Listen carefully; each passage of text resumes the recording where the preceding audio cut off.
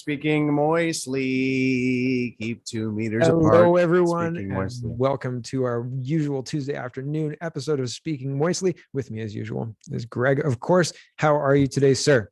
I'm fantastic, Mark. How are you? I'm doing well. I hear the buzz of a plane above. Greg, did you know anything about aerial surveillance at the convoy when you were there? Did you like feel like, you know how the hairs on the back of your neck stand up and you get So the first evening before, like the first Saturday, was kind of tense because people had clips of like helicopters being above, Yep. which was kind of creepy. Yeah. And then I remember the first day looking up on like the Parliament buildings, and there's like, oh, those are like snipers, like on like the building. It's like on the rooftop. It's like that's Yeah. kind of. And I'm just thinking Wow. about the Nova Scotia shooting and how, like, there's so many unanswered questions, and I'm There like, are I'm hoping this is any officer worth their salt would have shot at that building. That building looks shifty as all get out. The building that they opened fire on, you know what I'm talking about? Oh, right. Yeah. The fire hall that they shot at. That's what Mark's referring to there. Yeah. Yeah, oh my God. Right. I mean, RCMP. you could see how there'd be confusion, right? Like, yeah. My goodness. So if you looked higher up, like if you didn't stop at the snipers, do you think that you would have seen the surveillance plane, or did it just look like a? There were drones that people saw now and then. I heard the Rebel, and I saw like footage of Rebel drones, like the Rebel News operating drones. Okay. Yeah. That's all I saw. I was kind of busy talking to people on the ground, right? So. That's fair. When, like, I was watching the footage that you were putting out and other people were putting out and kind of piecing together what was happening through like the 24/7 feed of information that was coming out of there. And I mean, it's not at all surprising to me considering what's transpired over the last 6 months to a year or more, last couple of years, that they would respond like this. And the surveillance, again, I wasn't like, oh my gosh, I can't believe that this happened. I was more like, oh yeah, well, that's confirmed now, like that thing that we thought was happening. Yep. Turns out it was happening. So do you think that there'll be, go ahead. I was gonna say, you're referring to the fact that the military was like monitoring and just surveilling the whole trucker convoy in Ottawa. Yep. With like airplanes and stuff. Yeah, like lots and lots of resources going to surveilling this thing that they've decided is a national security threat. I'd be interested to compare like how much surveillance and monitoring of the trucker convoy versus how much surveillance and monitoring of the people who were aggressively throwing flaming debris at trains, blocking the ports and all of that circa before COVID, right? Or I guess it was during COVID too. The time gets so muddy now when all of these terrorists, but the first group weren't called terrorists. Yeah. Only the second group were called terrorists. Yeah. It's getting very obvious.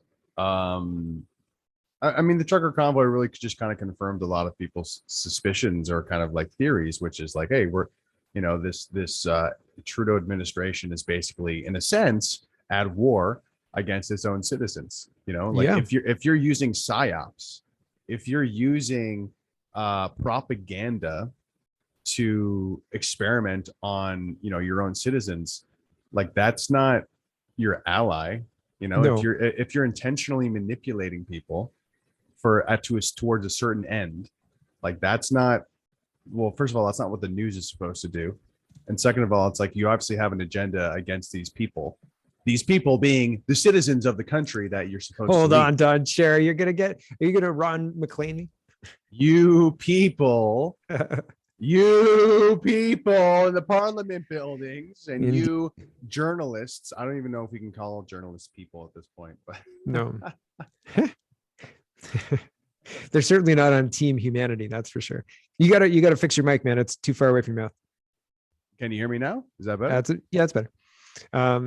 So with all of that in mind, and like the surveillance is kind of the theme here, but I mean, kind of the theme, control of information is the theme. Twitter, have you heard about the latest Twitter news? With Elon Musk? Yeah, Elon Musk wanted, so in the SEC filings, so like the SEC governs the sale of things Yep. like Twitter and valuation and all that other kind of stuff. So in the SEC filings, Twitter was saying only 5% of its users, which are the valuable part of Twitter, are bots. So, hey, cool, right? Like only 5% are bots. So it's supposed to have 230 million people. But Elon Musk said, prove it. I want to see documentation proving that this is the case. Only 5% are bots. And now Twitter is like not able to prove it. And they're claiming that Elon Musk violated the NDA. And Musk said, if they can't prove that 5% of their traffic, like of their users is the cap, is the top of bots, then that's going to be a really big problem and this deal won't go through. So the sale of Twitter is pending. But pending, like, okay, if the advertisers find out that you were paying a CPM to reach a certain amount of people, you see what I'm saying? Yep. And you actually were reaching 50% bots, that's a lawsuit. Do I hear a lawsuit in the distance? Right. So like, this is a very interesting, this is a very interesting time for Truth Social. I mean, well, it's a very interesting time for actually peeling back the curtain of any big tech platform to say, yeah, like, that's a great question. Prove it, because prove it, because I'm going to buy it. My theory would be that even if they're, first of all, it'd be interesting to, how do you prove that? You know, it kind of presents a new question. How do you prove that? The reason Elon knows is how they were trying to prove it. How they were trying to prove it was using a sample. So they were testing a sample size of users for spam indication and all this other stuff. That's for a big tech company. That's kind of pathetic, though. Oh, we're not doing a cheap little survey here. This doesn't is matter. big tech. It doesn't matter. You guys this are is supposed to actually be how it's happening. You're supposed to be data wizards, where you can just like say, look, we know everything about everyone and blah blah blah, and here's all the information. And it's like, well, we took a sample. Pardon? Yeah, a sample from 100 users. No way. Yeah. And then Elon Musk tweeted that no way. It was only 100. And they were like, you violated the NDA. And he's like, no, seriously, this happened. So yeah, no, the whole thing is absolutely around the bend, batshit nuts. And it's super fun to watch. Like Elon is having fun, like trolling the poop out of these people. But the broader implications so it looked like one of the main platforms where you couldn't speak freely, Twitter, where the left, and did you see the Project Veritas thing that got dropped this morning? I did. We're hardcore commies, yo, and we totally silenced the right. Yeah. This Twitter employee saying, yeah, you basically turn into a commie when you were at Twitter. You just go far left. Everyone's a commie. There's like a commie vibe. Super commies. They actually use the word commie. He actually says super commies, which I think is like 30 seconds in. I think what's great about that is it really does kind of like validate when right-wing people use it. You know what I mean? Because they're not communists. Like, you're being hyperbolic. You're being a reactionary right wing. It's like, man, someone at Twitter was even saying that they're communists. They're self-describing. That's what they call themselves. Yeah. It's like using the N-word, but like, I won't do that because that'll strike. Right? Self-described. Never mind. But it is very interesting where these massive tech platforms could collapse under their own, like that's illegal, right? If you buy I bought a big tech platform myself, dig it. I made Reddit and I made my own version. So if I fill that with bots and then lie to people about how many real people are on there and sell advertising based on the lie of the number of people, I won't get in trouble, right? That's totally okay, right? If you own a website, you can do anything. That's true, right? Well, so the internet's still new in the grand scheme of things. So I don't actually know the laws surrounding this. I think fraud is like fraud, whether you do it online or if you do it in person. I think if you misrepresent reality, if you say to somebody, listen, there are 7 million users and really there are 2 users, that is like a problem. And if it's hard to tell if you say there's 7 million. And really but it comes down to semantics, right? Because like, if dude, I've worked in advertising before. And let me tell you, if you buy advertising, the person who's advertising for you is not going to pardon me, they're not going to reverse their contract anytime soon. They're not going to give you their money back. You know what's changing though? Without a fight. And they might say, well, sir, client, I know that you're upset that you think this news about Twitter and that these were bots, but guess what? We still delivered on our contract. We still showed it to these users. But those users weren't real. They were still users, sir.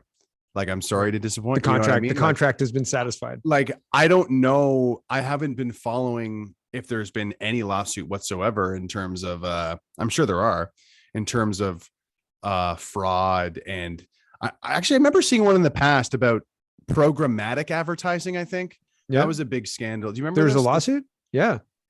Was there a lawsuit? I know there was a big thing that came out in the news where it's like, wow, Google. this was a huge Google like got ad. slapped. This was like a huge Yeah. ad company scam where essentially they would like sell this programmatic advertising and it ended up being It was totally Google. bunk. Yeah. Well, it? but it was, yeah. It was very, it's Anyway, very- my it point disappeared into the is, ether. But my yeah. point is, I've become so cynical because you were just saying like, oh, well, that's the law, isn't it? Isn't that against the law? And it's like, dude, who even knows anymore? You're totally know? right. And it could especially be. when it comes to big tech, because that's still like a very new, in the grand scheme of things, it's still like a very kind of new space that's still kind of evolving. Digital Bot marketing lives is matter. constantly evolving. Boss lives matter. But the Bot- other thing I bot wanted lives to matter. add to that, though, the other thing I wanted to add to that is I think there's layers to this. I think that an actual bot that only exists, like there's absolutely no person associated, there's no device Mhm. associated. Like I think there's that type of bot, but Yep. I think there's also like the click farms. Yep. And I think the click farms is like there's an actual device, and maybe these devices actually coincide with a postal code and potentially even like somebody's name. Who knows? Sure. But it's like that's that easy. is That's easy. That's easy. Even Right, getting a phone but- number is easy. But Phone again, number's like $1. that's something where it's like, oh well, this isn't a bot, and it's like, well, it's this to the same effect. Even though it's a click farm, Right, it's right. still like a fake person that isn't real. Yeah. And but it has an extra layer of like, well, it's not a bot. You know, like it's more protected and seeming legitimate. Mhm. And I would love to see a documentary on what it's actually like, because I am sure there is a very sophisticated Those network documentaries or- exist. Yeah, Are I've they? seen. Oh yeah, Send one you can to look me at. if you Yeah, do yeah. come. I'll put one up. There are certainly things that look into like server farms or like bot farms that are like run by AI with one or two humans overseeing multiple, Sure. like hundreds or multiple thousands of accounts. And the number of accounts matters just the money. Like it just like Yep. 1,000 accounts isn't more. You can difficult pushing meaningfully than pushing clicks 1,000. around the internet. Yeah, that's Right, that's exactly, You can gain exactly. all sorts of stuff that way. Exactly. And especially one of the bigger ways is making something seem more popular, shooting yeah. something a bunch of positive reviews. Like this Well, is so this translates into There's sales for people. you were So, telling me Drake. How did Drake game the Spotify thing? I think you were the one who told me this. yeah. So Break it down. essentially, this is a great example. So Drake released this very, and I'm pretty sure most of the critics said this very mediocre album. We won't say terrible. We'll say mediocre for Drake's. Listen, For Drake's, I've been a caliber, top-selling rap artist. I'm pretty sure it was called and- Scorpion. Yeah. Take it from Mark, who is a basically on the same level in the same as league Drake. Yeah, Drake I when was it I comes- was in Degrassi. when it comes to junior your high. R&B when it comes to your R&B skills. But I'm pretty sure the album was called Scorpion from Okay. Drake.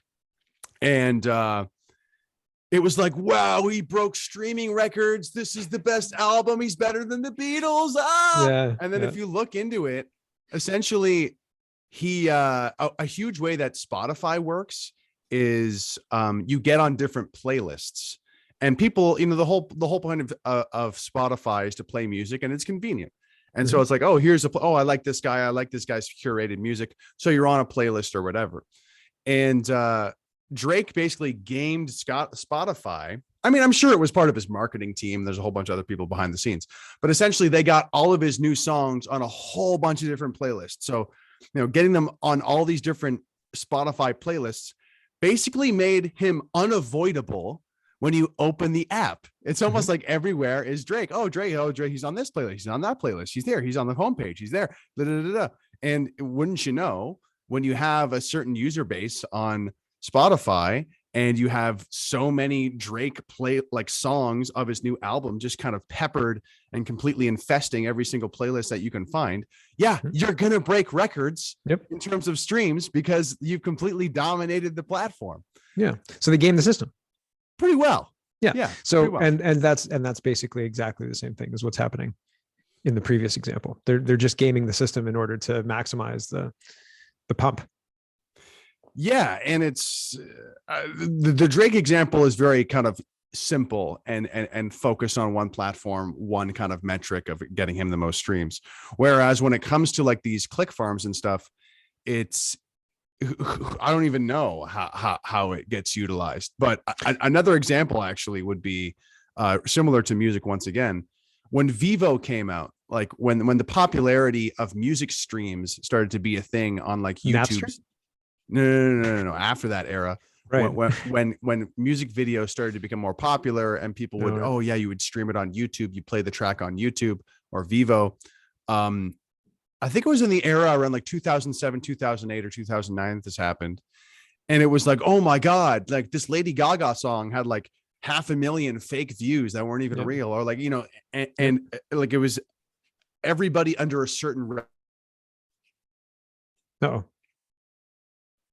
Greg, we'll have to pause it. You'll never. Hello, can you hear me? Sorry, Am I, we're recording am I back? again. Where Yeah, was I? You paused Where for a was second. I? Lady Gaga song, million fake recordings. Yeah. So it was discovered that a bunch of fake views were on these Lady Gaga songs. And this matters because that's when they started to count streams to go on the Billboard chart of like if you're the number one song or not. Right. And the thing is like after that happened, they're like, oh, well, we solved that problem, and now fake views are no longer a thing anymore. Yeah. And it's done. like we're supposed to believe that they didn't find a better system or a more like airtight system to like fake the popularity of something. But like, have you seen the very popular song WAP? I have, yeah. Okay, right. So do you think that would be the number one song at all if they didn't have a way to game the system and like basically make, because it's to me, the Billboard charts, they uncoupled the Billboard charts in Toronto. It used to be 102.1 did 102.1 did their own charting like until like 92 or something like that. In 92, somebody else bought the station and they moved over to a generic chart, which had been kind of normalized for North America, right? Like we started doing exactly like the Billboard chart, same as United States. But before 1992, you could have your whatever. So you could have other places like music was very regional. Like DJs would know people who were playing good music, and that's how you found out about good music rather than everybody. Now it's this like monotonous or monolithic thing that is part of the narrative building. So if they want young women to be more interested in WAP than like, I don't know, something else, then that's the number one song, right? It has nothing to do with the quality of the song. The song is nonsense garbage, but they use it to push an ideology and a narrative. And it's just another tool, right? And so like music was usurped a long time ago. And this branched off advertising, right? But it's all used to push that fundamental or to maintain that undercurrent, that lie that we're all living. We're in the safest, most safe everything, and the government loves you and heart, right? Like to maintain all of that. We're all about equality, and a woman can be, anything she wants to be. By the way, here is WAP by Nicki Minaj. Speaking of equality between the sexes, here's WAP for you.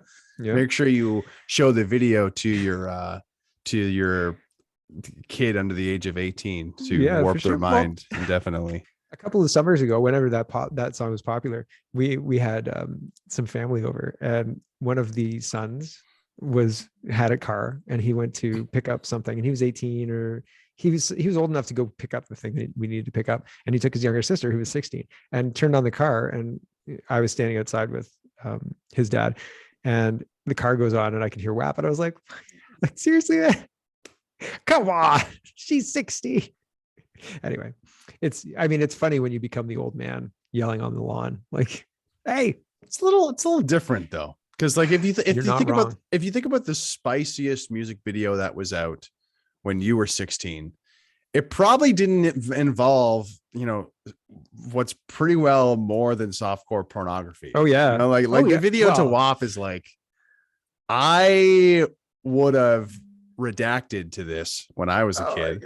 You know what I mean? Like this is it's the more kind than of enough video to work with. It's the kind of video that if you're like walking in, if you're sitting on the couch with your parents, I have to go, I just realized what time it is. But if you're sitting on the couch with your parents and like watching a show or something like that, and everybody comes back and sits down on the couch, and then like WAP comes on, and you're like 10 seconds into the video, like, Yeah.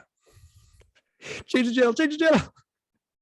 Or like, I don't know. It was worse in the 80s when you rent a movie and it wasn't like it was like Netflix and you'd be like, oh, we'll choose something else. Like we're gonna abandon ship on this Mm. scene, right? Yeah, you In the can't do 80s, that. You couldn't it do was that like back you're then. watching That's this. right. Yeah, And we're I'd in be, it. oh my God.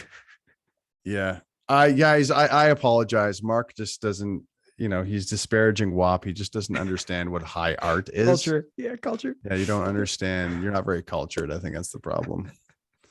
Yeah. Very cool. Okay, I have to go because I have to go walk a dog and pick up my kids Okay. and all sorts of other stuff. But this has been super fun. I enjoy Yeah. the conversations immensely. We should talk more about server farms because I don't understand why you don't appreciate the twerking renaissance that we're in. That's what I don't I get, feel like Mark. if I was like 14, I'd be like, this is the best video and song ever. But I like the video best. But it's the best song. Also, the video is really good. Yeah. Like Nicki Minaj, like she doesn't do anything for me. But if 14-year-old me, I'd be like, they're putting this on TV. Great. Brava. I love this culture. Yeah, Right? it's pretty wild. It's Pretty pretty wild. wild. I don't agree with it as a dad, but as a kid, I can see the appeal. Like, I can understand why 14-year-old kids would be like, holy smoke. I was walking. So this is 2 years ago, 3 years ago, but I was walking in the mall with a person that I was helping with something because that's what I used to do. And we were walking by the La Senza. Right. And like the woman had, like bra and panties on, and there was like the 2 window displays and, Sure. and Or it's a mannequin. It was, or a it woman. wasn't, no, it was a picture. It was like an image. Oh, It was a picture. okay, And yeah. the woman was very pretty, but it was like there was 3 different women and they were all wearing different things. And so like we walked past the store and then the person I was helping was like, oh, I forgot something. And I was like, oh, okay. Like, and I didn't realize, and we walked back and I'm like, where did you leave it or whatever? And he's like, oh, I just had it in my pocket. And I was like, okay. He's like, okay, we gotta go back now. So we were walking back and forth in front of this lingerie store. And like every time we got close, he would like, Yeah. and I was like, you dog. I'm like, are you sure you didn't forget it? You want to go back again? And he looked at me. I was like, I see what you're doing there, buddy. You want to just stand here? Like, wipe the drool from your chin. Let's go. So yeah. I mean, the appeal is obvious to something like WAP, but it's just kind of like, where's the daddy, where's the father figure here to be like, guys, that's enough. That's enough, guys. Turn that off. Okay. Listen, these are kids watching this. Nobody's. Can we please have trash out television? That's what's missing. That's what's missing is some sort of masculine authority figure to be like, you've gone too far. Okay. Yeah, all right, guys. This is enough. That's it. Yeah. We're stopping it. My parents were great. And they would give, my bedroom was in the basement and like we had a couch and like we had a living room kind of in my bedroom. My brother and I shared. And so like this started when I was like 10 or 11. And then by the time I was 15, like it had migrated to like teenagers are living down there. So my parents were like, we're home. And then bang, bang, bang on the floor. And like, they'd flash the lights and be like, we're home. So my parents were great about making sure that nothing intertwined. Right. So yeah, life is crazy, man. Like you have to understand that humans are humans and we're hardwired to react to that kind of stuff. And we do react to that kind of stuff, but you do need that father figure to come in and be like, you know what, guys, seriously, get some freaking work done or you're going to starve. That's right. It's true. All right. That's the end of the show today. Cause I got to go walk some dogs or walk one dog and get some kids. So Greg, where can they find you? OnlyFans. No, you can check out my YouTube channel, Greg Wycliffe, or on Instagram, Greg Wycliffe, or TikTok and Twitter at GDub. Thanks for having me, Mark. Always, buddy. It's always good to talk to you. And for me this week, go check out digit.me because I miss old Reddit and I got orangered today. And if you know what old Reddit was, you might know what that means. And it was great. So Reddit exists if you want to, or a version of Reddit exists. And if you want to go converse on it, go check it out. And we'll see you next week. Thanks for watching, everybody.